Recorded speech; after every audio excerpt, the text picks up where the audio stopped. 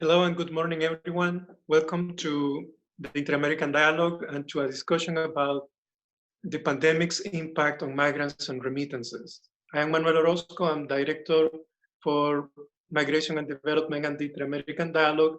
And this is part of a webinar series that we have organized over a wider range of issues relating to the pandemic effect on Latin America and the Caribbean. Today, we have three speakers who are experts in the area of migration and remittances and will share their thoughts and reflections on the impact of the pandemic on migrants and remittance transfers. We will have a session on questions and answers, and we ask you to use the chat method through the Zoom application to submit your questions. Let me get started with a couple of facts and findings that we have identified through our research relating to the impact of the pandemic on migrants and remittance transfers. Let me point out three main issues at this point. First one is that when we look at this trend worldwide, we find out that 17 countries, excluding China, are basically capturing 90% of the cases of the pandemic, but they're also host to 75% of all migrants from all over the world. Now, these 75% of migrants are remitting somewhere around 90% of the total, nearly $600 billion in remittances sent worldwide. The second fact is that no matter where we're looking at it, the United States or migrants in Europe or even Latin America, we find that migrants are not only financially vulnerable, but also they're individuals who suffer from a series of health difficulties. They have certain vulnerabilities with regards to their health conditions. They have to do with the inability to have proper medical insurance, proper medical treatment when they get sick. So that makes them or put them in a more vulnerable position. Third fact is that, as you have been following in the news, the immediate or the second most immediate impact of this pandemic is economic. And it translates in a wide range of issues, including a decline of the economy, but also on unemployment. The estimates of unemployment in the United States range for up to 30 million people. We conservatively have run different models looking at the experience from the 2009 recession. And we estimated some of the impact of unemployment on Latin American immigrants, who represent 10% of the labor force in the United States. And we find that at least we're talking about 2.5 million job losses among migrants in the US. Fourth fact is that in practical terms, we're talking about at least 5 million households will stop receiving remittances in 2020 in Latin America and the Caribbean. We're talking about an estimated drop in the flow of remittances from 8 to 12% of relative to the year before. In 2019, we had experienced an increase of remittance growth of 8% to nearly $100 billion. In fact, in 2019, Latin America and the Caribbean fell short from entering into a recession, largely because of the flow of remittances, which represented nearly 2% of all GDP for Latin America and the Caribbean region. The fifth fact is that some of the most countries affected by the decline in remittances are also countries that are predominantly fragile states. We're talking about places like Venezuela, El Salvador, Guatemala, Honduras, Nicaragua, countries in Bolivia, Dominican Republic, Haiti, Cuba, among others. These are countries that will be most affected by the economic crisis and the decline in remittances. But more importantly, one of the important facts that we have learned is that when we look at the recovery ratio of the pandemic cases, this recovery is statistically significantly positive, correlated to the conditions in health maintenance and public health systems in the world. In other words, in those countries where the healthcare systems are not well managed, they will take a longer process to recover from the pandemic. This is obviously a major problem when we're looking at Latin American and Caribbean countries, particularly those most affected by the remittance flow. So with that, we have a number of important questions and important issues to raise. One is, how vulnerable are migrants on this pandemic and the economic recession? Second, what are the economic consequences of the recession on migrants and remittances? And third, how are businesses coping? We have learned that there's been a decline in remittance sending already during this month and the previous period, and there is a trending taking place right now that is affecting businesses overall. So with that, we have three experts, three speakers who will address these issues. First, we have Mariellen. She's a Vice President of Open Avenues Foundation. She's an expert on migration and health public policy. We have Piero Coen from the Coen Group, also President of the AirPack company, money transfer company that serves Mexico and Central America, over 1 million remittance recipient households in the region. And we have Eugenio Nigro, Vice President of Global Business of Remitly, a money transfer company based in the United States that serves at least 2 million countries, 2 million migrants worldwide. So with that background, I want to turn my question first to Mariellen, and particularly, how do you see, Mariellen, this pandemic affecting migrants? Thank you.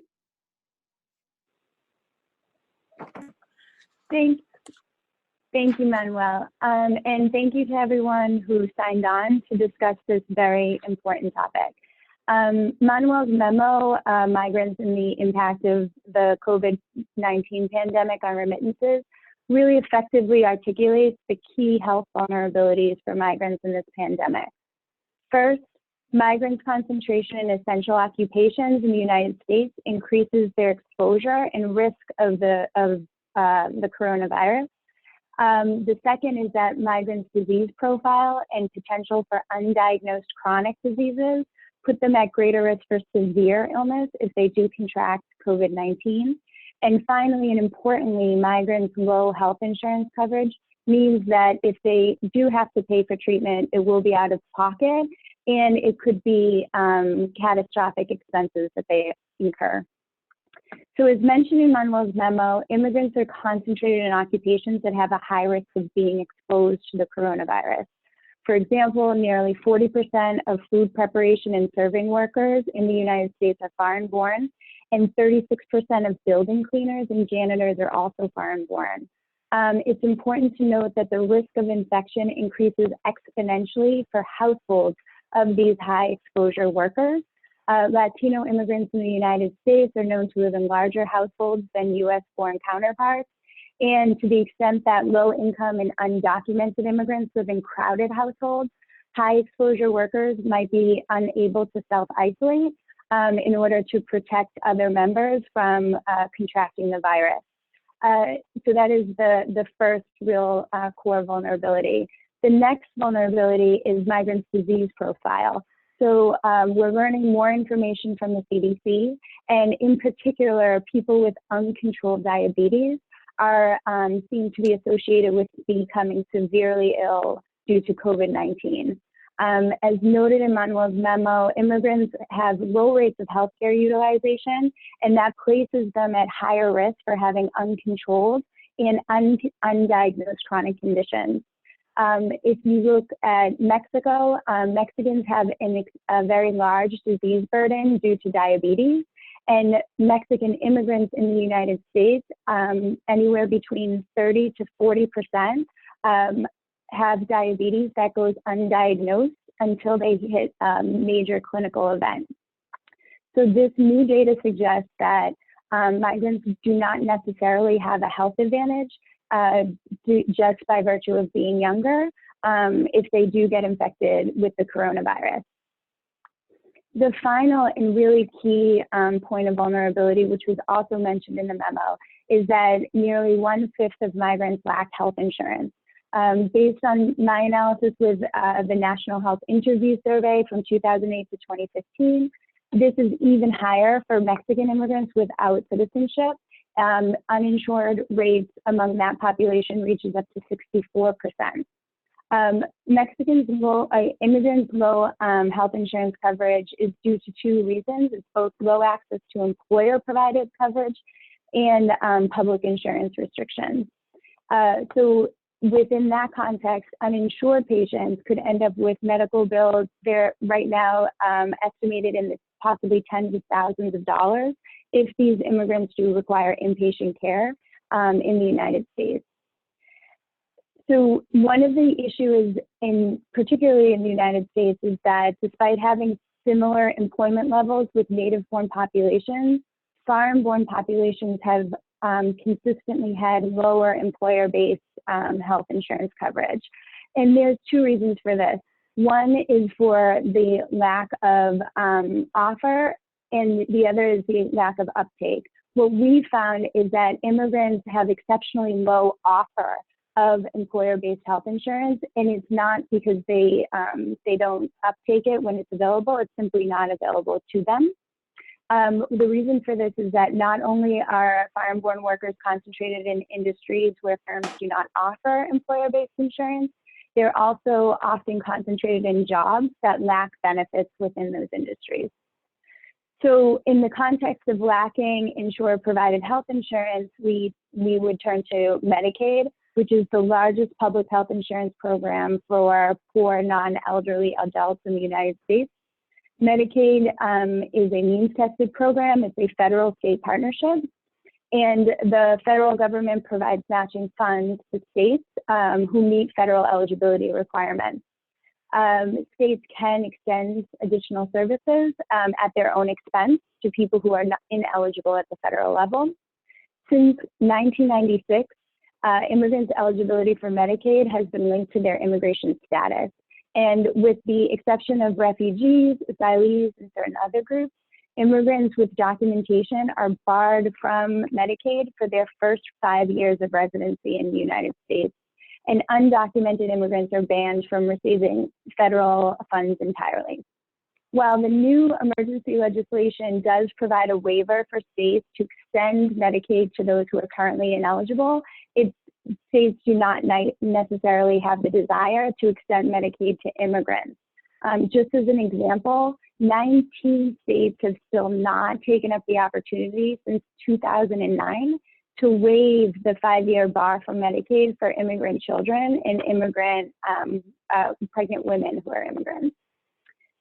So in that context, what we see is that immigrants' high exposure to the coronavirus, their disease burden profile combined with exceptionally low rates of health insurance coverage makes them extremely vulnerable to significant outlays for treatment if they do get infected by COVID-19.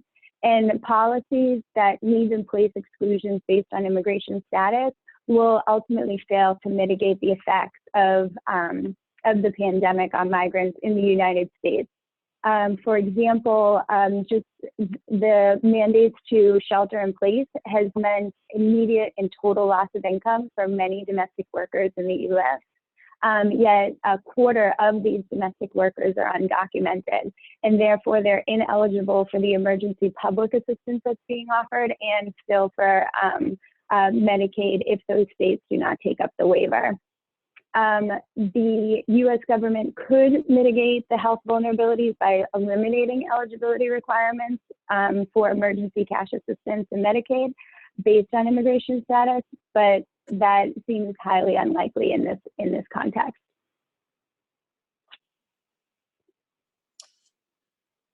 Mariellen, thank you very much. Definitely, one of the areas we have done quite a lot of work is with regards to domestic workers, and this is really one of the groups that not only sends remittances in important quantities, but also are the most directly affected by the current crisis. Now let me turn into Piero. Piero, welcome to the webinar, to the Inter-American Dialogue. What about the last mile? How do you see this affecting remittance recipient households? What can you tell me about the experience from the side of AirPack? AirPack has launched a mobile wallet to encourage customers to increase financial access through mobile devices. Is this the appropriate at this time vehicle, given the fact that we are talking about social distancing and mitigating measures to prevent the infection of this virus? To you, Piero. Thank you, Manuel. Well, first of all, my solidarity to the families and the communities that are already suffering from the loss of lives from this terrible pandemic. I would like to first put into perspective the gravity of the situation in our countries. And as an example, we can take what's happening in Guayaquil, in Ecuador, that I'm sure many of us are already aware of how horrid it is, and the loss of lives and people being dead on the streets, and other people setting a fire to the dead bodies because the social system is not able to pick up the bodies that are just falling on the street.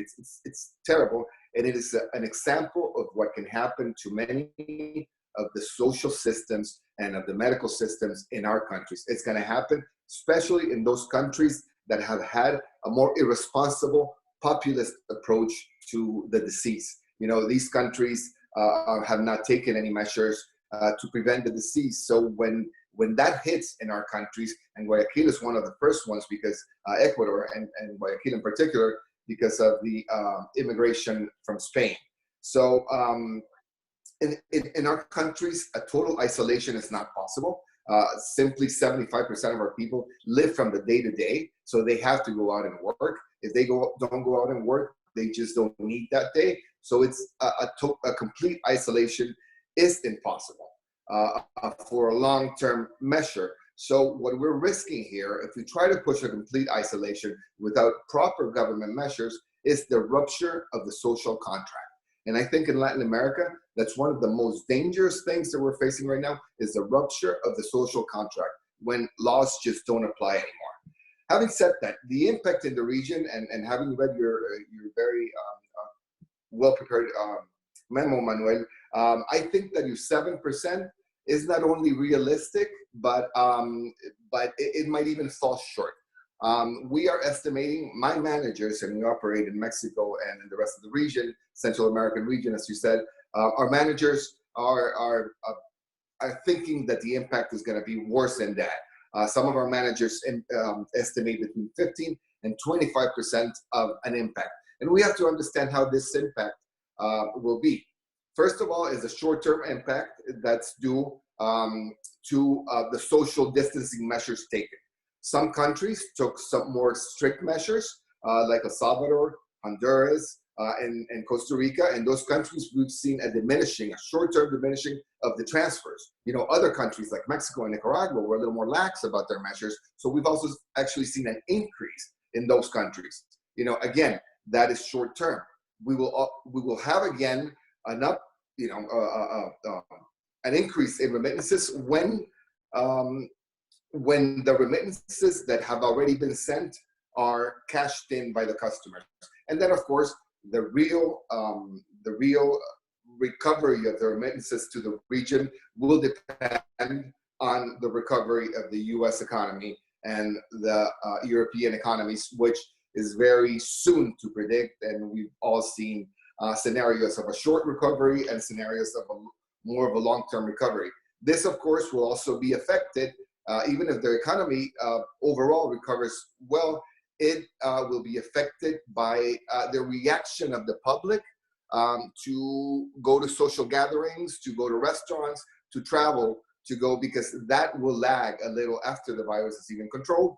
And our immigrants are heavily dependent on those kinds of jobs.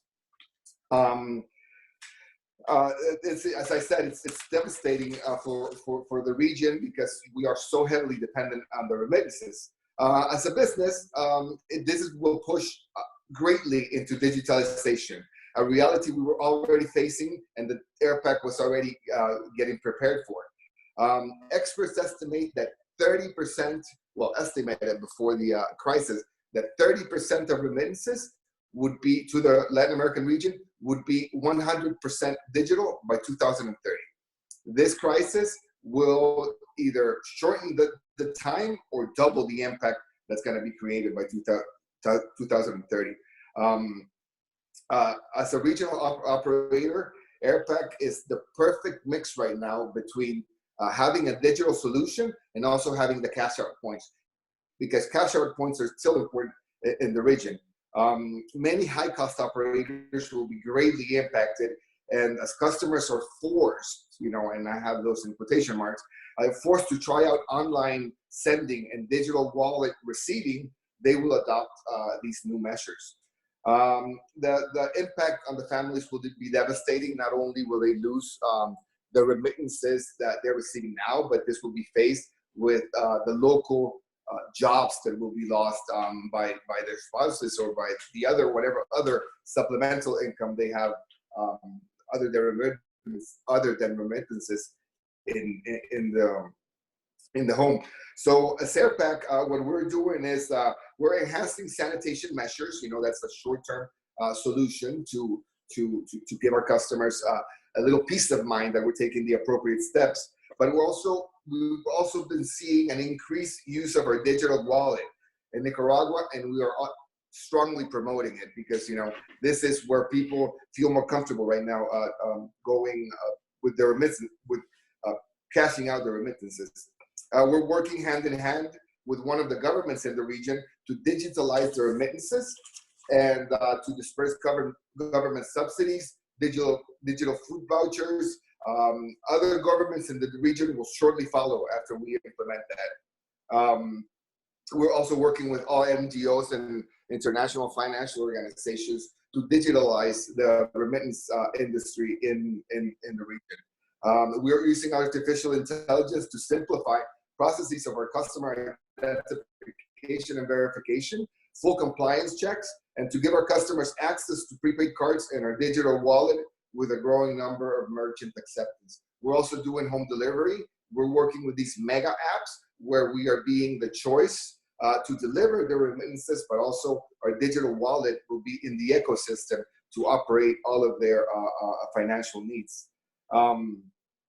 We're incentivizing customers through social media and also actually calls to teach them how to maximize the use of our tools for financial control. In these trying times, that has become crucial, that our customers know how much they're getting in, either by remittance or other incomes, and how much they're spending, because as I said, times will be trying. And even though we prefer to see a future that we call a future of financial inclusion, not a future of bancarization, we are also providing services for our customers that are already bancarized. Through our website, you can send money to direct deposit to any bank from any credit card or debit card from any bank. So we are also looking into the bancarization, but we want to do is financial inclusion, and we're doing financial education with the Inter-American Dialogue to actually instruct our customers how to better use their funds and how to better control their expenditures. And lastly, please stay safe. And don't forget that in Nicaragua, we have a particular experience. We are handling the crisis within our own internal crisis. And this country will be affected more than the other countries as our government is not taking any measures in controlling the pandemic either. Thank you very much, Manuel. Open to any questions.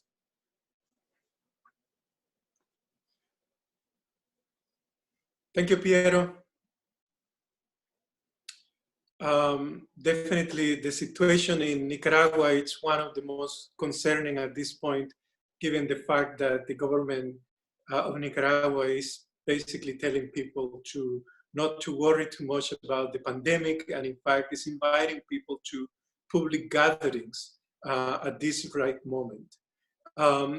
Jean, what can you tell us about the first mile, particularly on the intermediation side? How is the remittance industry in the United States experiencing this current trend with regards to migrants and the remittance transfers mechanisms? Well, I read your report, Manuel, and I think that your projection might even be a little bit conservative. About 20 minutes ago, there was a report that the unemployment rate in the last 2 weeks, there were 10 million claims. So my point of view is that in the US, my point of view is that it's not that we're going to have a recession. It might even be that the economy is going to collapse because we're talking about 10 million claims in 2 weeks. The last time that something like that has never happened. But at the same time, from a structural point of view, there's nothing wrong with the economy. So whenever the crisis ends, my belief is that the recovery will be quite fast. From the remittance industry, what I'm seeing is a change in customer behavior. If you go in some cities in the US, most of the cities are empty. What does that mean? That the customers for the traditional offline money transfer companies, they cannot go out. And even if they go out, the location where they were used to send money, they might be closed. So what we're seeing is that there is a switch, a dramatic switch from customer behavior from offline to online. And I believe that that's going to be here with us to stay as long as the online money transfer companies provide an outstanding service to the customers, because they're going to try the service, but they have to be satisfied. And they will be, because all the online remittance companies, they provide a very good service, and they always, usually they pay the same payers that the offline money transfer companies pay. They're also, but the switch to the industry, I don't think that will be only for the online money transfer companies, but also to the traditional offline companies that they have a online service and that they know how to market the service. Because the fact that you have a website, any company, that they have a website, an online money transfer service, doesn't mean that the customer is going to use it. You have to attract the customer and you have to develop the right marketing strategy. The other challenge that I think that it's going to have, like Piero was saying, is at the payout at the receiving country. I believe that there is also going to be a switch from the traditional cash pickup to the mobile wallet, to prepaid or debit cards, and also to deposit to bank account. What this is going to do is that this is going to be more financial inclusion worldwide. In summary, my point of view is that we're in for a very rough, very difficult, from an industry point of view, few months. You know, the 10%, 12% that you mentioned in the report might even be higher. But I think that at the end, you know, a year or 2 years from now, when we look back, what we're going to see is a huge change in the customer behavior and the adoption of new payment methods. It's going to be, the industry is going to be very, very different. There, you know, there are some companies that they're going to have a challenge trying to adapt, because when they're used to doing an offline business, it's very different running an offline business running an online business. Thank you, Eugenio. We're going to now open the floor for Q&As. We have a couple of questions from the audience relating to some of these issues. Some of the questions are to Mariellen, other to the other speakers. Mariellen, there is a question that says, if Congress were to do a third economic recovery package, what could it include to help the undocumented population that has lost their job?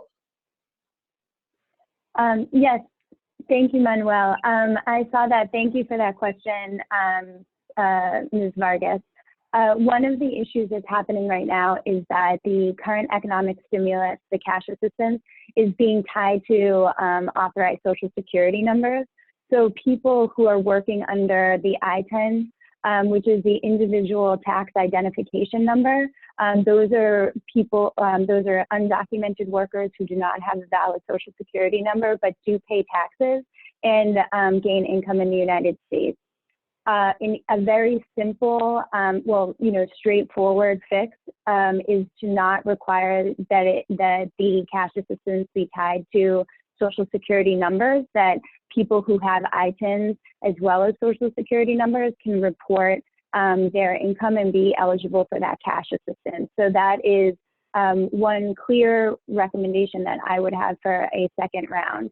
The other point that I would make is that the vulnerability of very specific occupations and that immigrants are concentrated in. So as Manuel mentioned, domestic workers, workers who do not have sick leave benefits or unemployment benefits, and really expanding the access and the support to workers who are traditionally do not receive those benefits. That would benefit very low income U.S. citizens as well.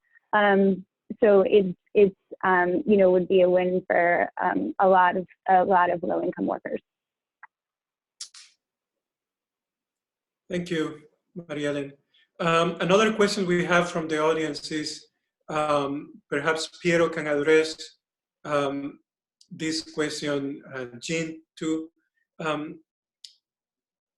The participant says, given the pandemic and the disruption with remittances, is there an opportunity during this time to find mechanisms to create clear channels for Central American migrants to work in the US once the economy gets back to running?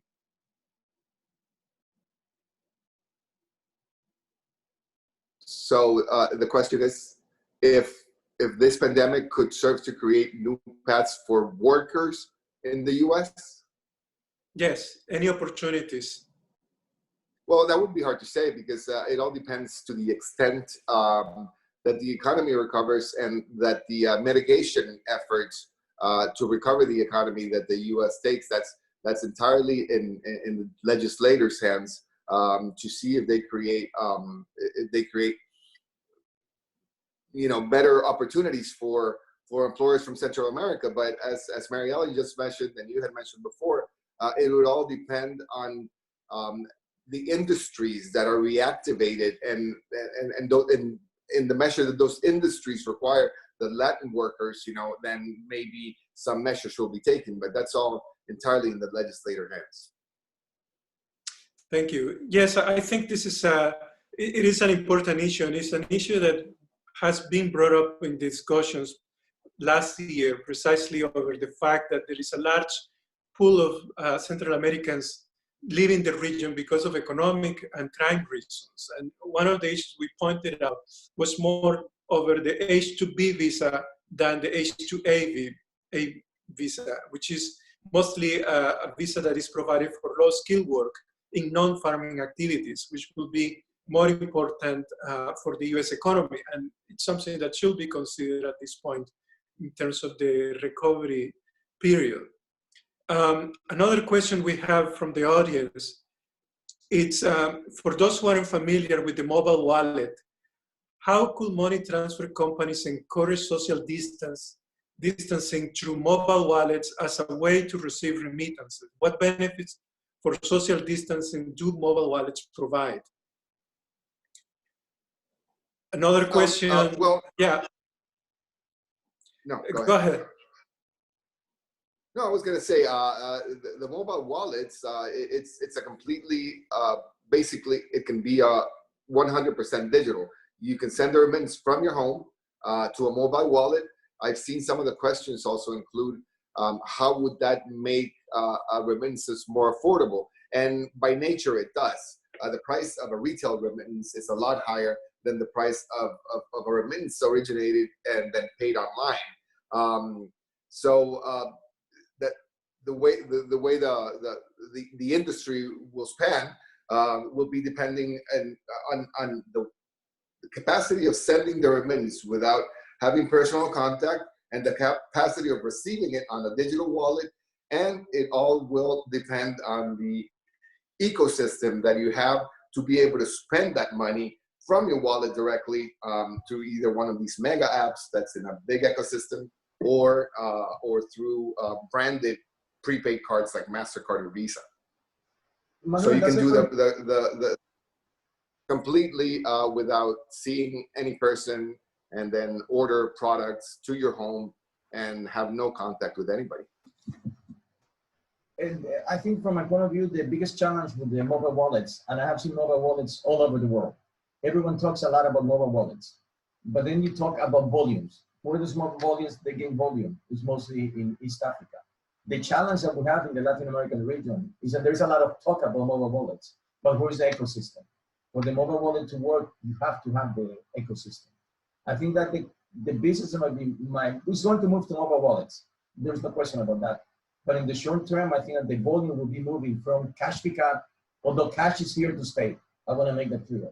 But it's going to move from cash pickup to deposit to account. Once you have an account, you can use your debit card or you can use the ATM. And that's going to help. But it's going to be a complete different industry 2 years from now. Yes, thank you, Eugenio. That's in fact an important issue. The lack of financial access in the developing world is still a work in progress, and the switch from these new financial vehicles will depend on the extent of financial access. But a lot of it has to do with what Piero was talking about, which is this ecosystem of payment networks. The wider the ecosystem gets, the more likely people will adopt these vehicles. And I think this is perhaps an opportunity that is coming with some preparation in the money transfer and the payment industry, which offers a great chance at this point in time. There is another question that has come out for Jean, and that's basically, can you give us some information of the quantum of change from cash-based services to digital services in sending markets today? As I mentioned before, we have heard in Europe and in some money transfer companies in the United States, a drop from 40 to 80% among companies.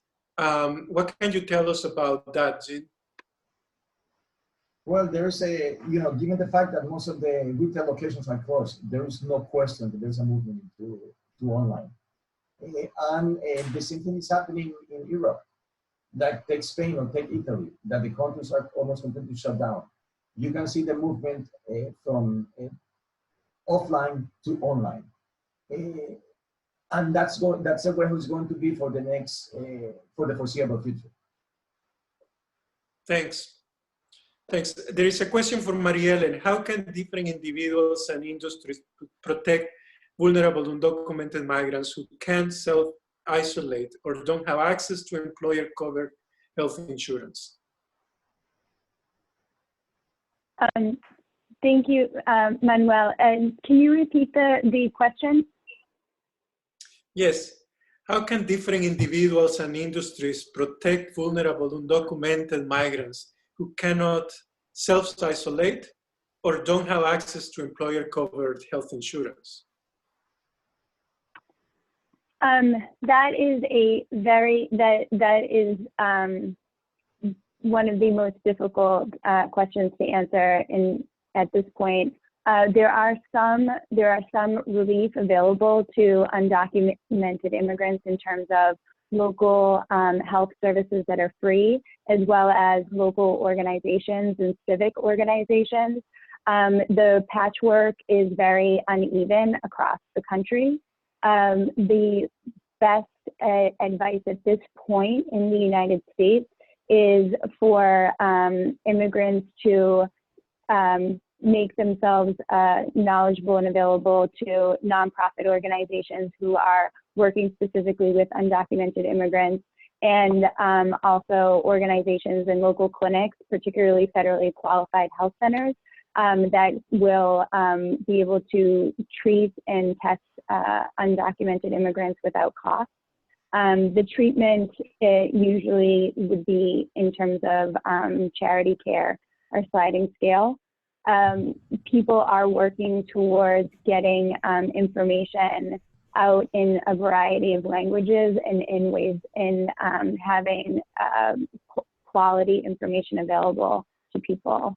But it's a very difficult situation right now. Thank you.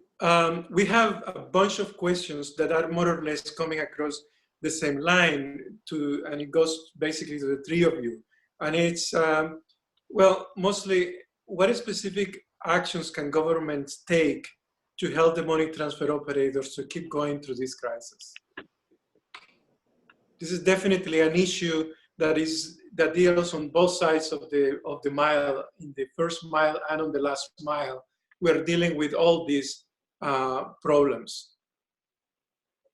Are you talking about the government, Manuel, in the sending country or the receiving country? Either. I mean, we're talking about on the sending side, there are problems with agents in the United States, small businesses dealing with liquidity problems. On the receiving side, we also have been seeing different kinds of problems. The payment network, the ecosystem itself, may collapse within this context, and government assistance can be useful. So any of these issues could be important to be addressed by governments. I don't know, Piero, you want to say something? Yeah, sure. I think from the sending side, it will be more business or driven than government driven. You know, if the price needs to come down, the price will come down. And as long as there is no legislation to tax the remittances or otherwise put a burden on remittances that they're sending, it will be more business driven. As far as the receiving side, as I mentioned, we're already working with one of the governments in the region. And what they actually want to do is to digitalize the remittance. The governments are clear that a digital remittance is, you know, less expensive to process than you know, a remittance that's a physical that starts and ends in a physical location. Governments are also clear that the concept of making a free remittance is not a real concept, because there's so much compliance that goes behind trans-border money sending, you know, that cannot be just ignored. So doing an actual transfer is an expensive process. So the government, what can be done, and in this particular case, one government is already doing it, is helping the wallet where the remittances will be received to be part of a larger ecosystem. We go back to the ecosystem we were talking about. So what that means is that with the same digital wallet where you can receive your remittance at a lower cost, you can also pay your bus, you can also receive government subsidies, you could receive food vouchers, you can receive pensions, you know. So it becomes in a government issued you know, digital currency, basically. I think that's what most of the governments will be pushing along in order to make, you know, the financial inclusion cheaper, not only the remittances, but all financial inclusion easier and cheaper to their citizens. Thank you. There is a question, a difficult question that the audience is asking us, me.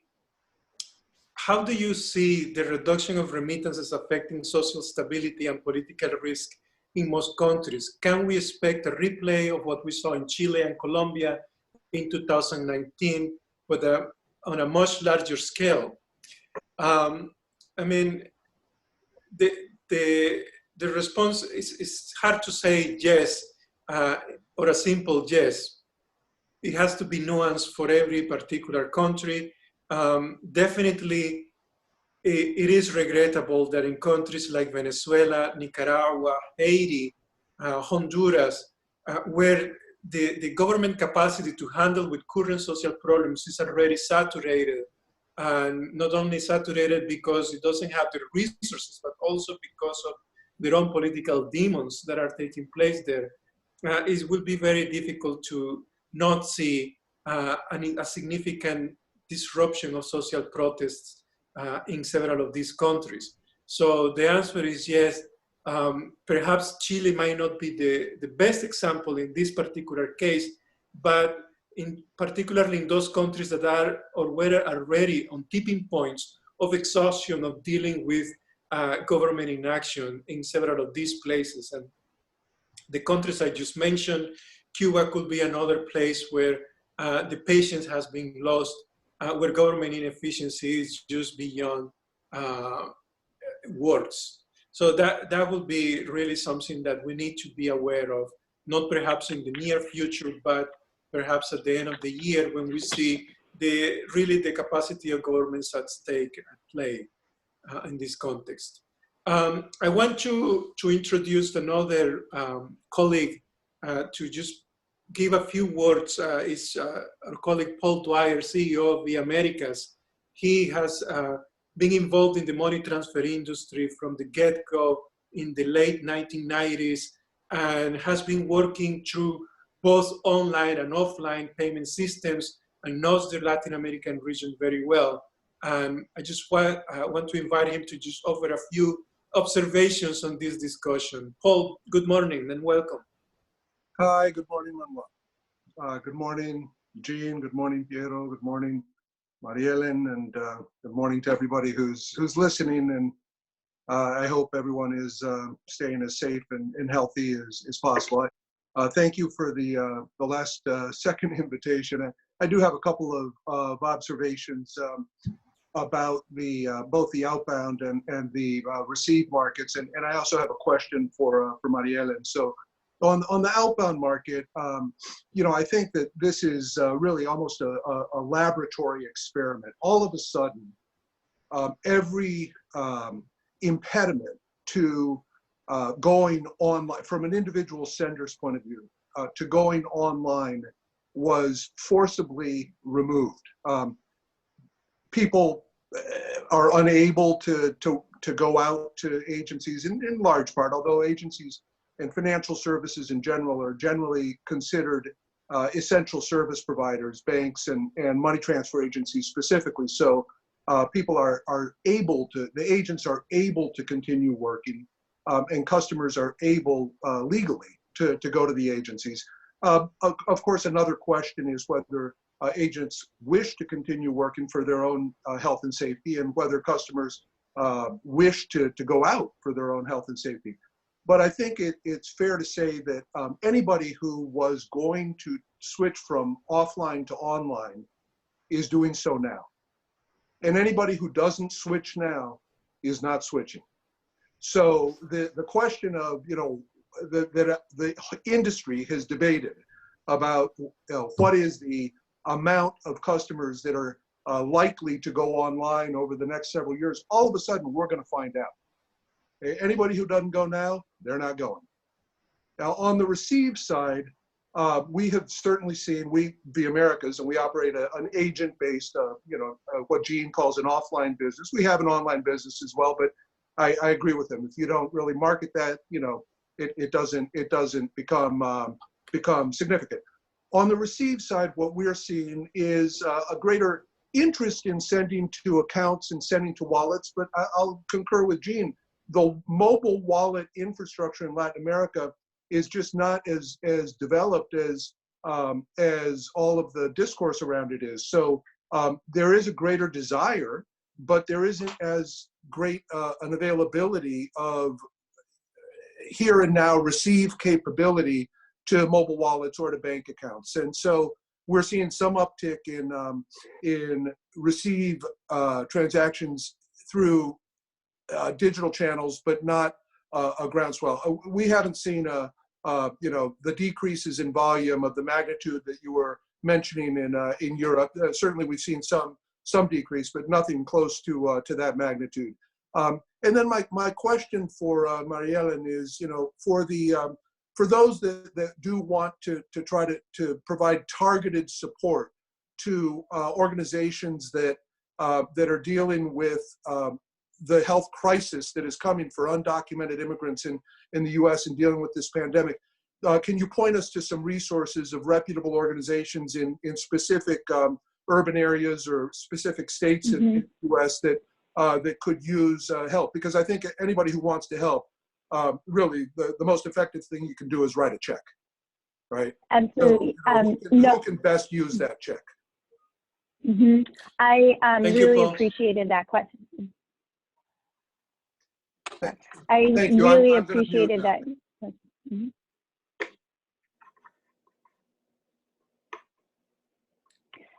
Thank you, Paul. I really appreciated that question. I saw it in the chat.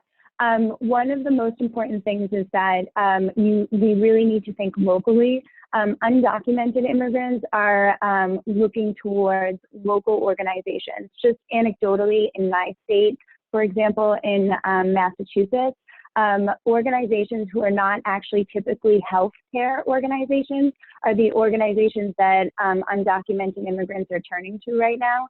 So it's a matter of trust, organizations who have established trust and you know, confidence among this population, particularly because there's an incredible amount of fear in terms of you know, seeking healthcare and accessing medical services.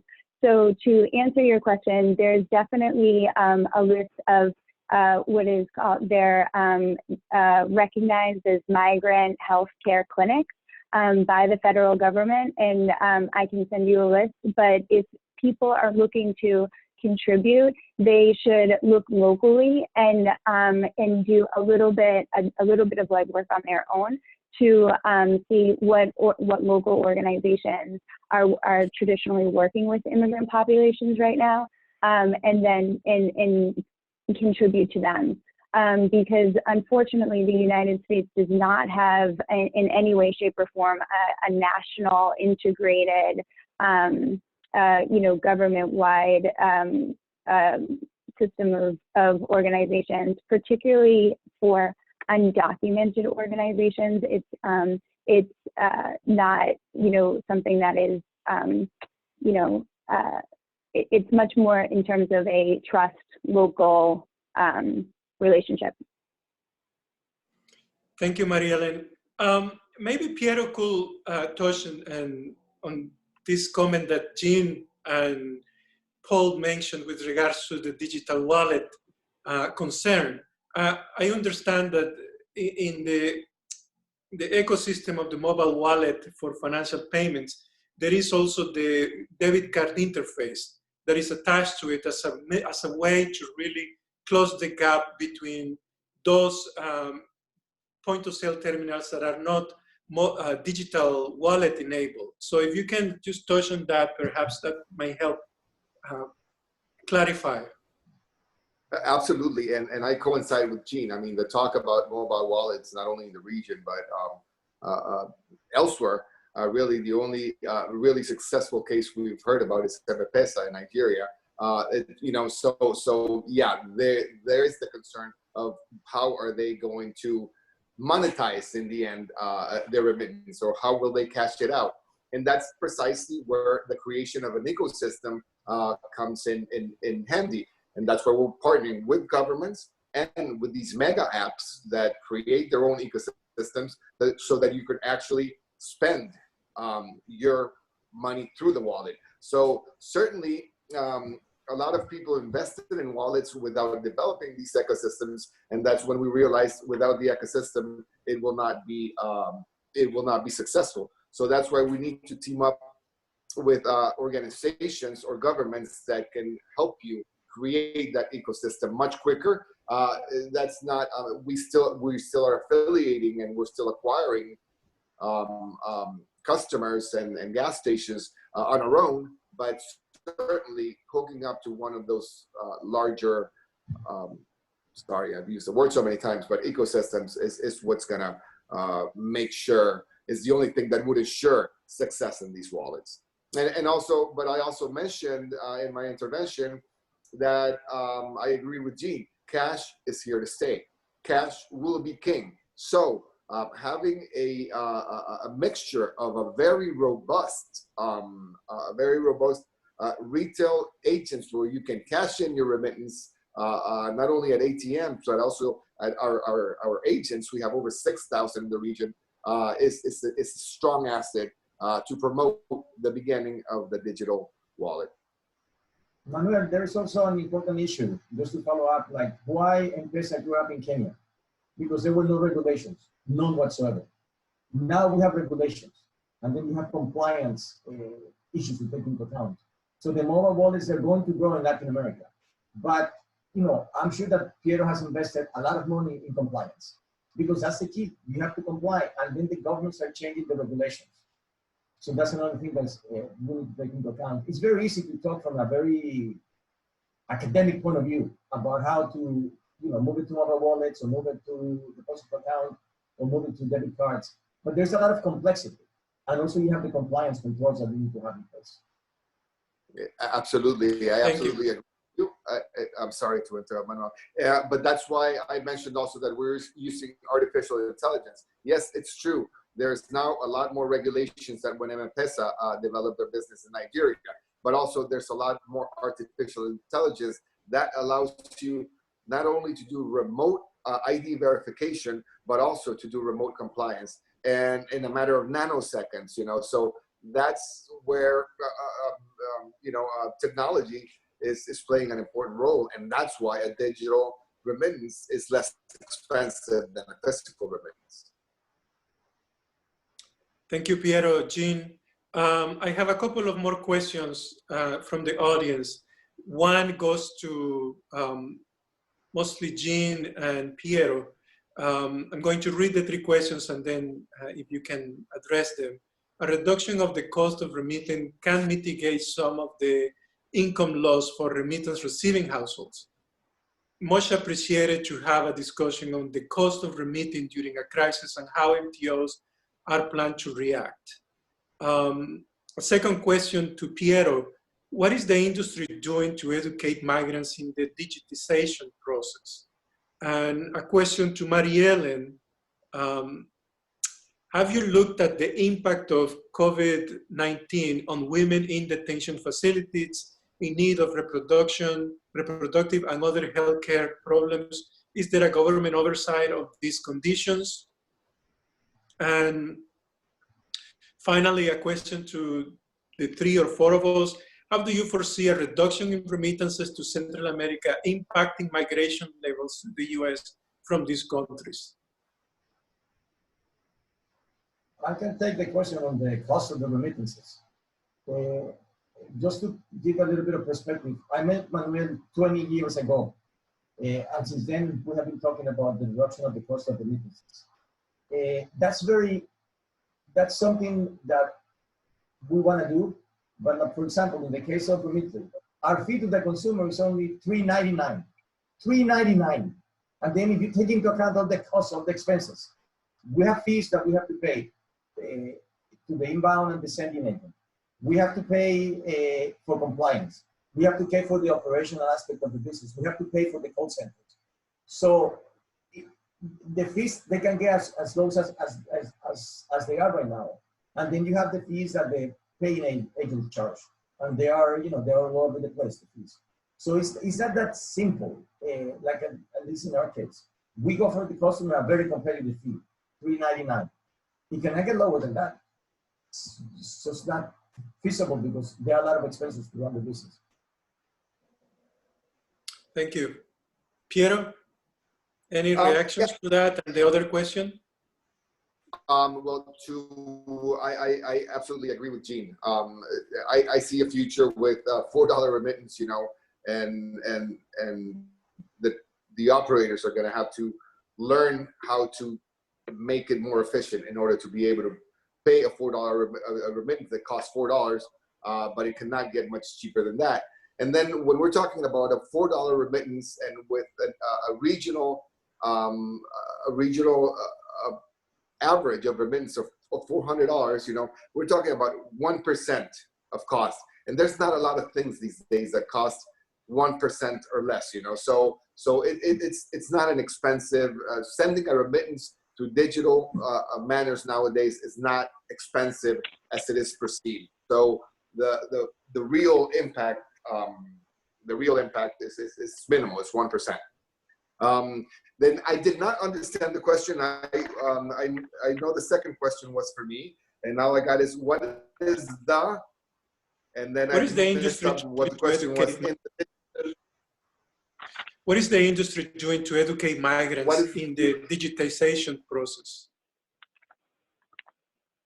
Well, I can only speak from the receiving side. As far as educating migrants in the United States, we work with larger remitters that are the ones that take care of sending the money to our systems here in the region. So locally, it's only the reach and the impact that we have to make people aware that these new technologies are available. But that is, social media, that is, and as I said before, that is more business driven than it is a government conscientization process.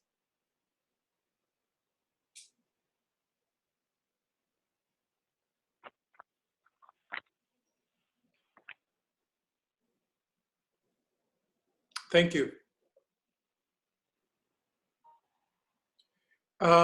We have a couple of more questions. Mariellen? Yes.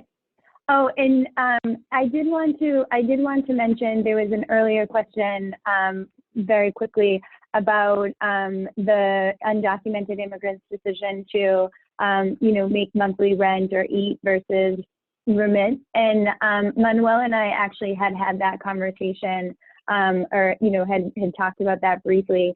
And one of the and Manuel could definitely talk more about this.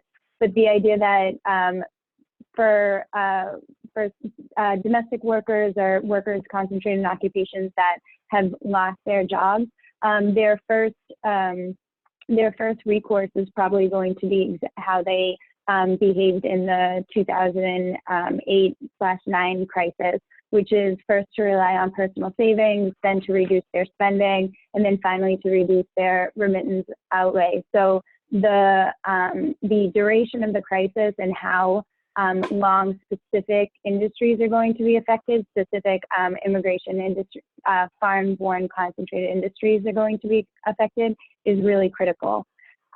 There were several questions about the detainment centers, and I will say that I have not done an exhaustive research on the detainment centers. However, I do know from my work that several detainment centers have been able to be built and operated with waivers from traditional government agencies for operation.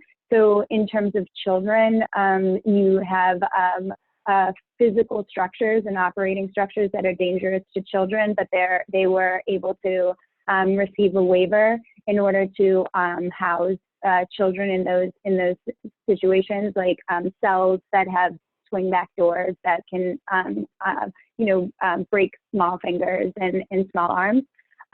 In terms of women and reproductive care, I would assume that it's similar in the sense that if you are a vulnerable population or have specific needs inside a detainment center, you are probably not going to fare very well at all. But I don't have specific research on COVID-19 contraction or how women who are in need of reproductive health are faring.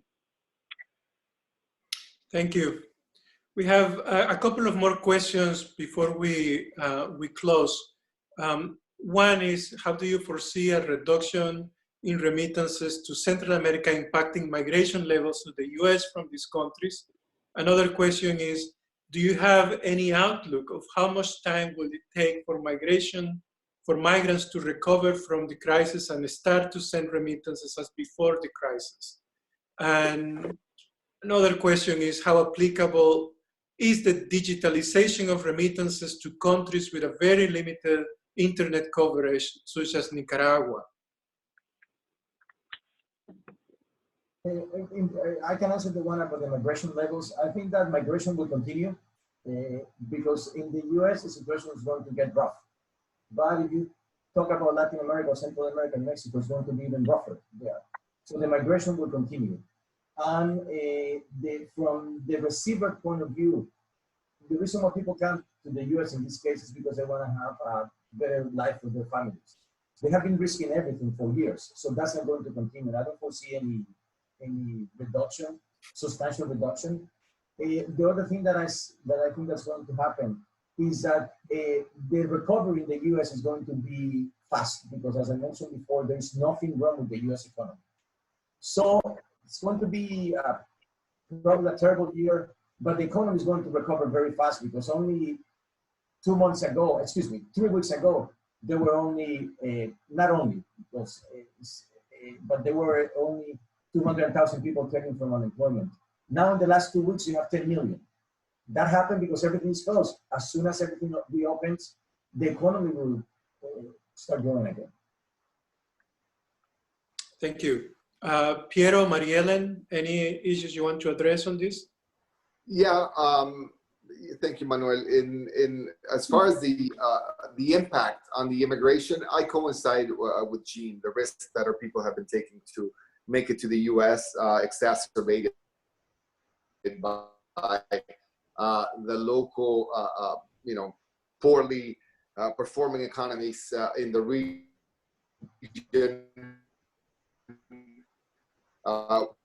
will continue the immigration. The other impact is that where we will see an impact in immigration is whereas the senders in the United States always had as a backup, if everything or if something went wrong in the United States, to move back to their countries of origin with whatever savings they had and start either a small entrepreneur business or something else.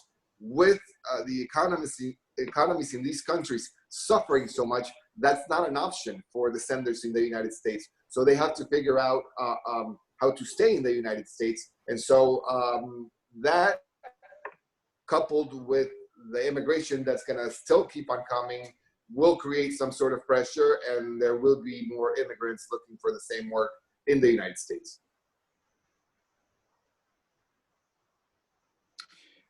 Yes, I think just to add a little bit on that, if we look at the post-2009 recession, we actually noticed an uptick of migration by 2012. More or less 2 or 3 years later after the recession, there is an increase of migration, which in fact we observe moving up all the way until 2017. From that point on, there's been a plateau, paradoxically. This is one of the controversies, the political controversies that while stiff immigration, anti-immigration policies were established against Central Americans, it was a point when migration had actually had plateau. There were more people being deported than Central American migrants coming through the US border irregularly. But I think it's likely that we will see a same pattern at least in 2 years from now on migration. On the other question, on the issue of the time it will take for migrants to recover from the crisis, again, if we judge from the 2009 recession, that might not be the appropriate benchmark, but the 2009, the actual growth in volume of transfers that we saw taking place for the first time was in 2010, with a very slight increase of no more than 2%. And then it was until 2012 that there is real growth taking place. So it took migrants nearly 2 years to recover their capacity to remit as per 2008 numbers. In this particular crisis, it's difficult to estimate precisely because of the discussion about the speed at which the recovery will take place. However, in interviews and discussions with migrants, they are aware of the circumstances back home and the circumstances that they're dealing with. And we're talking about a minimum of 9 months to recover from at least a baseline in the amount of transfers that were limiting themselves. In the 2009 crisis, we observed that only 25% of people who had lost their jobs were sending money a year later. In this particular process, we are being more conservative than that. We're even applying 90% of unemployed people who will not send remittances for the next 9 months. But we'll see how that pans out. Are there any other points, Mariellen or Jean, that you want to raise on these issues? The only other thing I did want to mention, and you also noted this, Manuel, is that this crisis is very different from earlier crises in the extent as to which occupations are being completely shut down and which occupations are being protected but overexposed to the virus. And one of the occupations that is important and complicated is that of construction. So the major association for construction contractors has been lobbying local, state and federal governments to call construction an essential industry and keep construction working. So in that terms, to the extent that they win, construction workers will be able to continue working at higher exposure to the virus. Then you also see that within the occupations in construction, internal workers like drywallers, painters, who reach up to a third of our undocumented workers, those construction workers will probably still be shut down because of the CDC mandates for social distancing and isolation. But other occupations such as roofers and masons, who can work outside in those big construction projects that in some states are being deemed an essential industry, they may continue to be able to work. So if you see any ability for immigrants to switch over in the construction industry across those types of occupations that are being shut down versus deemed essential, you may see some ability for people to supplement their income in that way. Thank you. And we have two more questions before we close. One is, how applicable is the digitalization of remittances to countries with very limited internet coverage, like Nicaragua? And the other question is, how do you foresee the current crisis might impact the migrant savings capacity, not only the capacity to send remittances?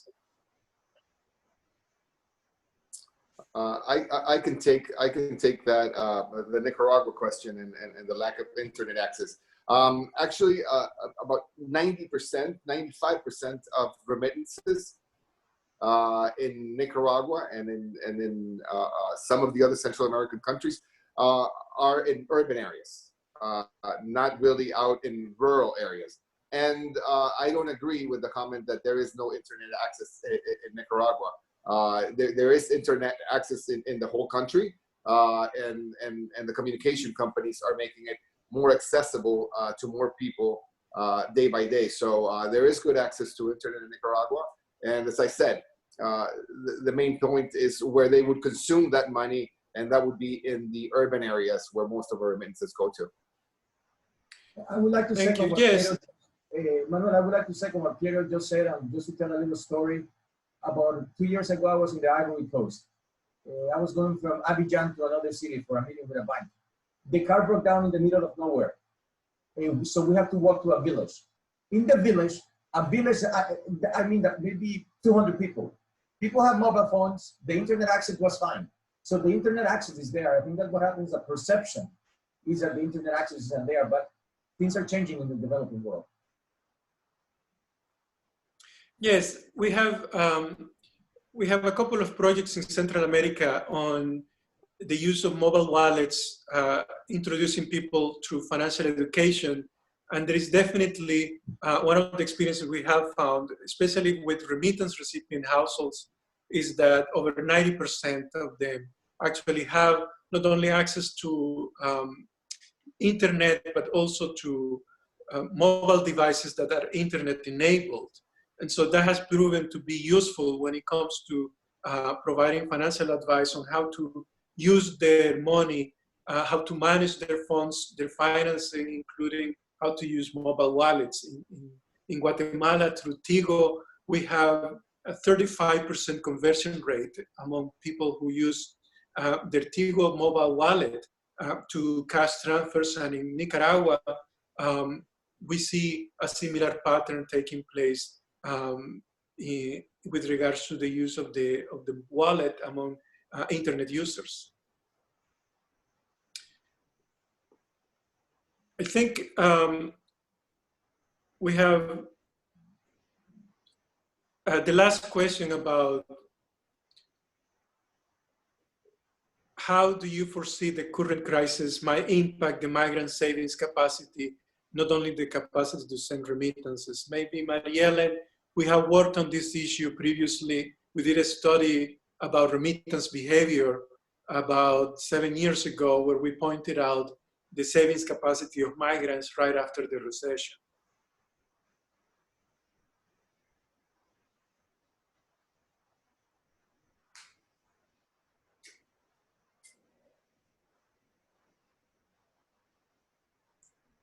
can hear you. Yes, thank you, Manuel. I think one of the points that I did want to take into consideration is that migrants do have a savings capacity, and that they, in the last recession, they did use their savings in order to buffer from the crisis and maintain their remittance behavior to some extent. However, one of the important issues that I feel needs to be highlighted here is that migrants may be hit with catastrophic expenses or huge economic outlays if they are infected with COVID-19, and that because of the contagion of the disease, that you could see households, multiple members of the same household and family being affected as well. So the idea of, to the extent that healthcare expenses may exhaust or completely, decimate people's savings ability, you would see an even sharper decline or, capacity to send remittances. Thank you. Yes, we've been looking at migrant remitting behavior and migrant financial vulnerability for quite some time, and definitely we find that their financial vulnerability is relatively strong, at least among 1 out of 3 migrants.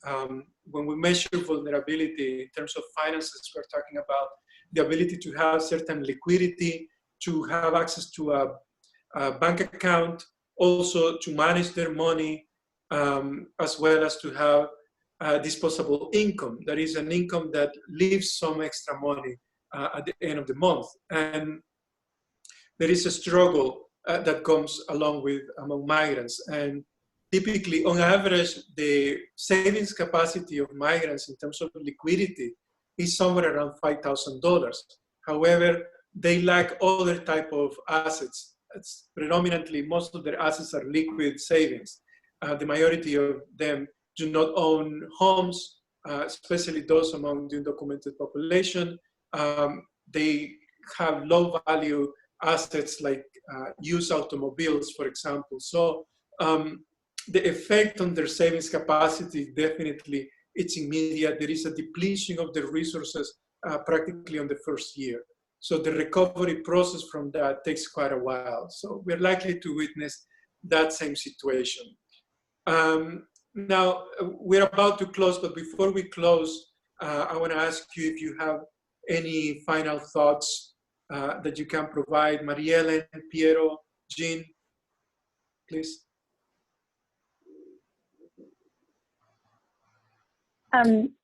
I just want to really reiterate the importance of this conversation, and I thank all the panelists and the excellent questions that have been posed to us. I feel that we should definitely be continuing this conversation. Manuel, your memo really points to a lot of important issues that are facing migrants in the United States, and I feel that revisiting this conversation, over the course of the next month will be really vital to understand exactly how, exactly the outcome of this crisis. Thank you. Piero? Yeah, I would say I'm not necessarily as optimistic in the quick recovery.